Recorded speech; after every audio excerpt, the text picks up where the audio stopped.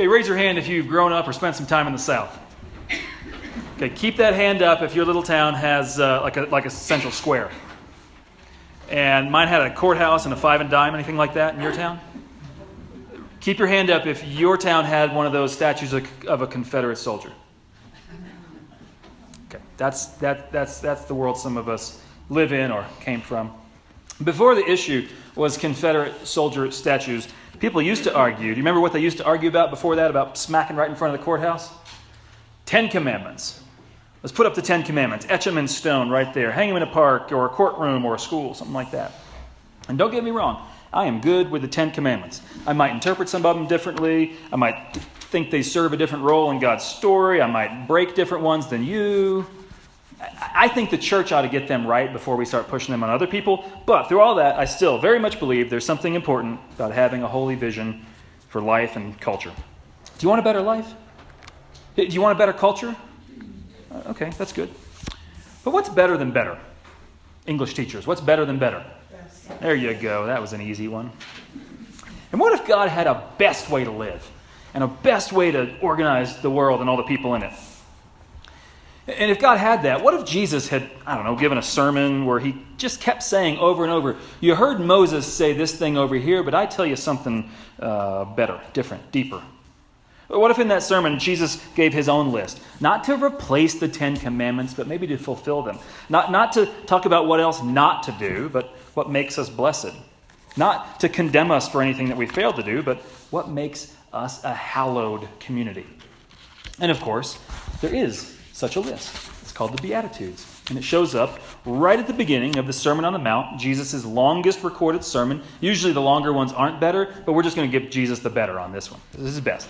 And do you know, I have never seen anyone in all my life trying to put up a stone-carved list of the Beatitudes in front of a courthouse. I've never seen a highway billboard with the Beatitudes listed. I've never heard a Christian radio station discussing how to get America back on track by teaching our children the Beatitudes. No one ever drapes the flag over those words. I wonder why. We're going to hear those words and let Daniel play a little bit so we can reflect on some of them.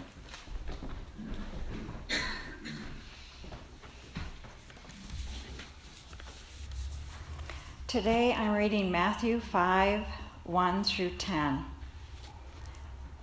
Like Hansen said, the Beatitudes are 8 blessings recounted in the Sermon on the Mount in the Gospel of Matthew. Each is a proverb-like proclamation without narrative, cryptic, precise, and full of meaning. Each one includes a topic that forms a major biblical theme. Now when Jesus saw the crowds, he went up on the mountainside and sat down. His disciples came to him, and he began to teach them. He said, "Blessed are the poor in spirit, for theirs is the kingdom of heaven. Blessed are those who mourn, for they will be comforted. Blessed are the meek, for they will inherit the earth."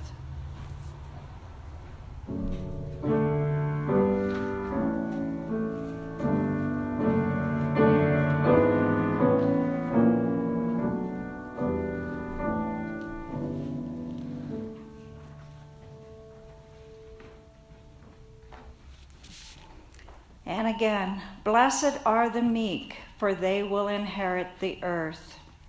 Blessed are those who hunger and thirst for righteousness, for they will be filled. Blessed are the merciful, for they will be shown mercy. Blessed are the pure in heart, for they will see God. Blessed are the peacemakers, for they will be called children of God. Blessed are those who are persecuted because of righteousness, for theirs is the kingdom of heaven. Fran said they were cryptic, and that's a great word for it, because blessed are those who mourn. There are people mourning this weekend, and they can't possibly feel blessed right now. Blessed are those who are persecuted. Yeah, there's some of those, and they are angry and they are sad, and I doubt they feel anything close to blessed. Blessed are those who are poor in spirit. my spirit's pretty down, and I feel, I don't know, down, poor. Someone told me a couple weeks ago when it was about the Boy Scouts, after it was about healthcare, before it was about nuclear annihilation, before it was about Charlottesville, someone told me from church, they texted me and they said, Hansen, knock off this crap. Crap is a Bible word. It's literally in there. Paul uses it. It's translated in yours as rubbish, but that's what it says. Knock off this crap. And I say, no, I can't. My person, I'll step out of the pulpit. My person is poor in spirit. I care too much about the world to shiver in complicit silence. And professionally, in the pulpit, no, I won't knock it off. Pastorally, I'm called to face the crap and shine God's light wherever I can. And that does not feel like a blessing. This is a symbol of a yoke. It's supposed to carry the heavy burdens of the congregation. Sometimes it carries the heavy burdens of our worries and our anxiety for the world. So what do I have? A yoke, a vocation, a burden? Is it exciting? Is it an affliction? Is it finally a chance in my life to do something of holy value? Maybe, but it doesn't feel like a blessing this week. So let's take those Beatitudes apart. Try to figure it out. Because is Jesus just crazy to name these 8 things as a way to make the world more blessed? C.S. Lewis said Jesus is either a lunatic, a liar, or the Lord. So is he a lunatic? Or is he a liar? Is he a fake Messiah full of alternative spiritual facts? Or maybe we are the ones collectively, individually, who have fallen off a path. Because we have this tendency as people to stumble. Simply as people. This tendency to get caught up in our worries and our fears. Maybe Jesus has something to tell us that seems so backwards to our normal patterns that might be precisely the way to real abundance and blessing, even if, that is such a messy way forward. And the key here, I think the key to understanding all of this is horses. Which is why there's a horse in your bulletin. Strange picture. Why did I pick a picture of a horse? Well, is anyone here a rider? Does anyone have a horse? I invited Allison to come here, but she didn't come here. I was going to ask her what her horse's name and all that stuff. It doesn't matter whether you have a thoroughbred or a Clydesdale or a cutting horse or whatever it is. Horses are strong, especially compared to us. They run faster, they jump higher, they carry heavier loads, they pull more. Horses are capable of real horsepower. That's their thing. They're powerful. But is it easy to train a horse? No, it takes a long time. It takes patience. But what happens if you don't train a horse? They're wild. Has anyone ever been bucked off? Yeah, it's not. More hands came. So I asked how many people were riders, and there were like 7 hands. Who's been bucked off? Like 20 people raised their hands. That explains something. When you want to ride a horse, you want a horse that isn't startled, a horse that's under control, has measured steps. You want a horse to be graceful, not reactive. You want it to be slow when you want to go slow, and fast when you want to go fast. You want it calm when it's supposed to be calm, and powerful when it's supposed to be powerful. That's the case whether you're riding for fun, or on a farm, or racing, or whatever. That's just horses. That is even more the case if your life depends on a horse. Back before we had jeeps and tanks and planes, the military, just about any military, they relied on horses. And if you went into battle, you wanted a good horse. When your life is in the balance, maybe your country's freedom, maybe your family's safety, it is very important to have a horse trained and restrained and also able to run fast and carry all your gear, right? Makes sense? Now, back in Bible times, in the language of the New Testament, the term for a ship, just a boat, was naus. It's where we get the word navy. It's Greek, kind of comes from Greek. And the Greek term for how a horse was to behave was praus. Great power, under control. Great ability, reserved for the right time. Those words aren't related, but they rhyme, so you'll probably remember them. Naus is ship. Praus is anything to do with training horses. Any guess what the English translation for praus is? Blessed are the meek, for they shall inherit the earth. The meek. We totally mangled that word in English, by the way. But in the original language that Jesus was speaking, trained military horses were the epitome of meek. And by extension, according to Jesus, as weird as this sounds, there is something blessed about being like a military horse. Now, if you've ever heard this verse and you thought that you knew what meek meant, first of all, take away any concept of meek and mild.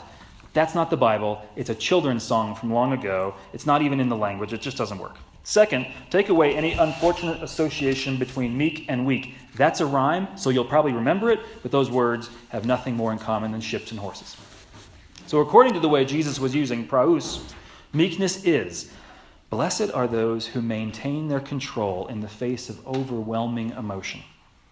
Blessed are those who resist bolting when things get anxious. Blessed are those who train themselves to humility and endurance with patience. Blessed are those who do not fight to be on top, but fight for those on the bottom. Blessed are those who follow the Spirit where it leads, even away from their own desires. Blessed are those who race ahead, even in danger.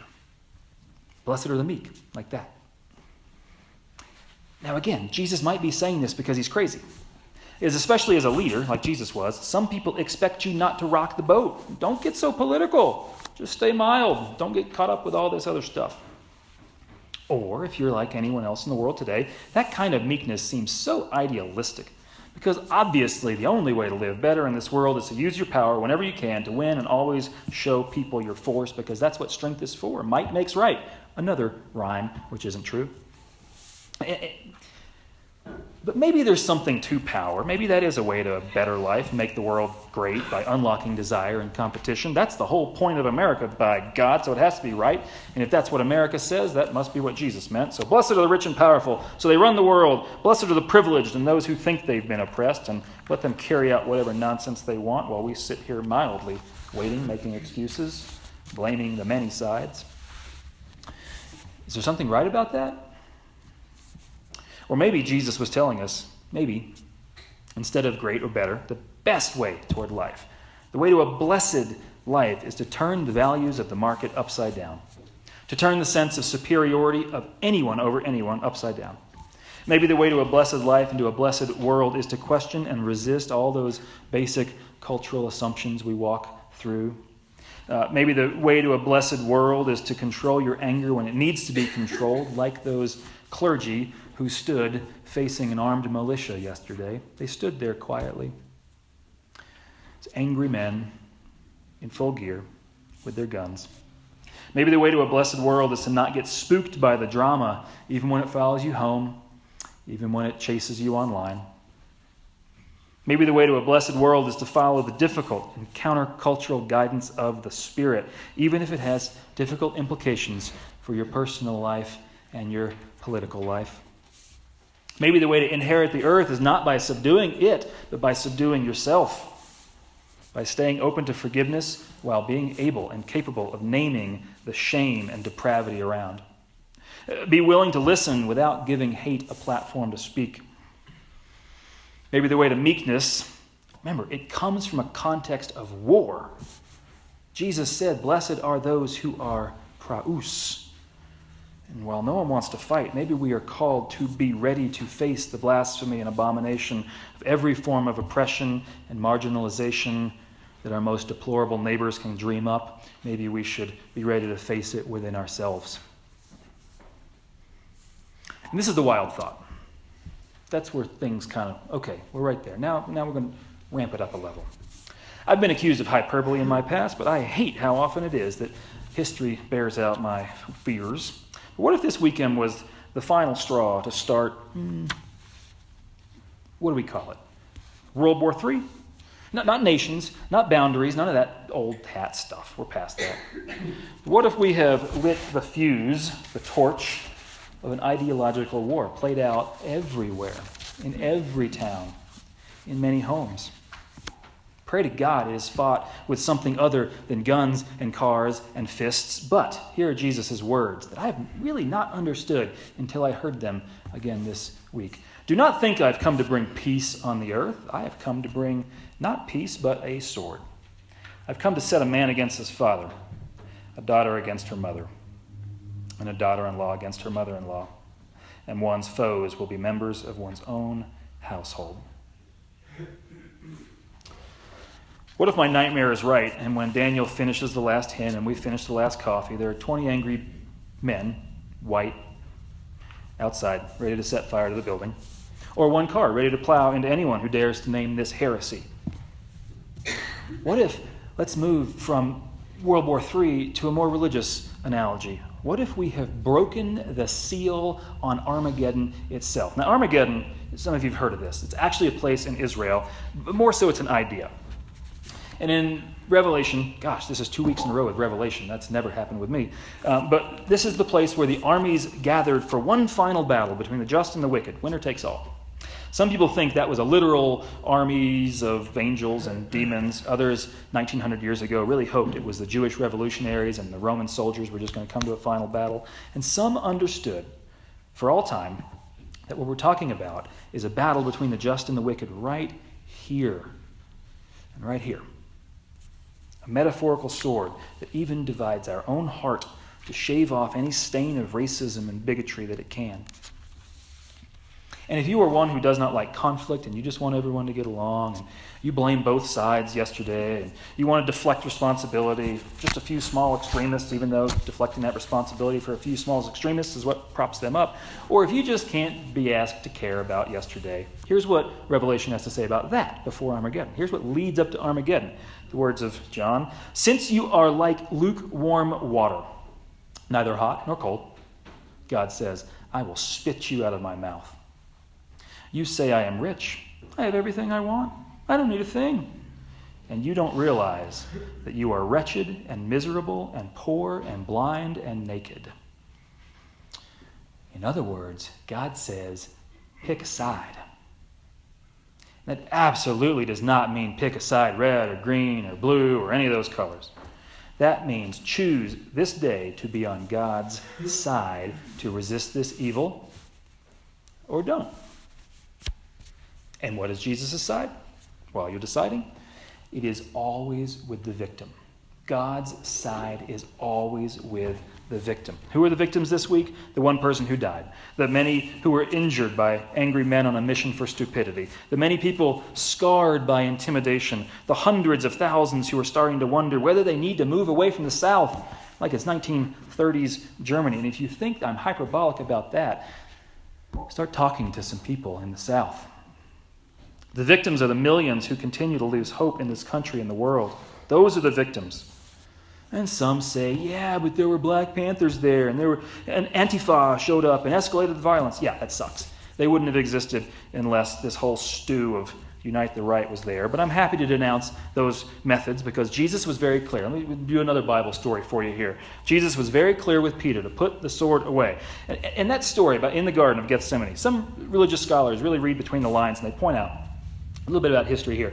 There was this group of Jews back in those days who were absolutely committed to restoring peace. They were called the Zealots. We use that word differently these days, but the Zealots were terrible politicians, and they made really bad deals with the Romans, and they never seemed to get anything done, which sounds familiar to some of us interested in politics. So a smaller group of extremists grew up who combined the Zealots' goal of kind of peace and recontrolling their society, and they combined that with real violence, and they were called the Sicarii because they carried this little sword called the Sicarii, and they would put this little thing in their robe, and they'd walk around. This is where we get the phrase cloak and dagger, because they put the dagger in their cloak. They would carry it in their robe, and whenever there was a big gathering or a demonstration, these Sicarii would go around, and whenever they would come up on a Roman soldier, they would kind of sneak out the sword and stab the person, put it back, and just start mingling in the crowd. They'd blend right back in. And so on the night of the Last Supper, when Jesus goes to the Garden of Gethsemane, probably what's going on there, Jesus has got 12 young men following him, right? 12 young men who are sick of what's going on in the world. And Peter, who's always the one who's first to speak, he's tired of Jesus being so non-confrontational. And so, at some point, Peter joined up with these extremist Sicarii. This is just reading between the lines. It's not clear there. But on that night, there may have been this big crowd following Jesus, which is why the soldiers couldn't find him, which is why Judas had to kiss him. And when Peter thinks the time is right, when he's surrounded by these soldiers, cuts off the ear. And Jesus does not say, "Good job, keep it up." Jesus says, "Stop! Put away your sword." And he heals the deputy who's about to arrest him. And the deputy arrests him. So for anyone who thinks we have come to a place of literal fighting, some Armageddon for justice, Jesus says, no. Even when it comes to these hateful ideologies that have spawned so much violence, no, put away the literal swords, literal guns, literal cars. Instead, we are facing, perhaps, a war in which the meek must stay in control and be gentle when they can, spread love wherever they can, create peace over the long haul, and be ready to demonstrate our power. Be ready to demonstrate our power by mourning at the loss of a friend, the sting of that awkwardness when we stand up to insensitivity in the world.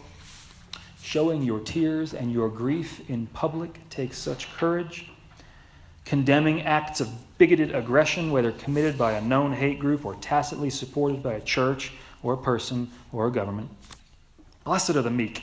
So be ready to be strong, not by raising arms or raising tensions, but by following the guidance of the Holy Spirit and rushing to protect others and striking down evil language and ideas before they can grow into actions and slowly create those conditions that are necessary for healing once again.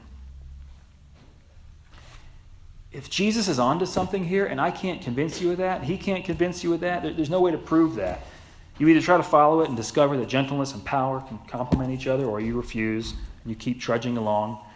But if Jesus was onto something with the Beatitudes, we want torches of liberty, not torches of fear.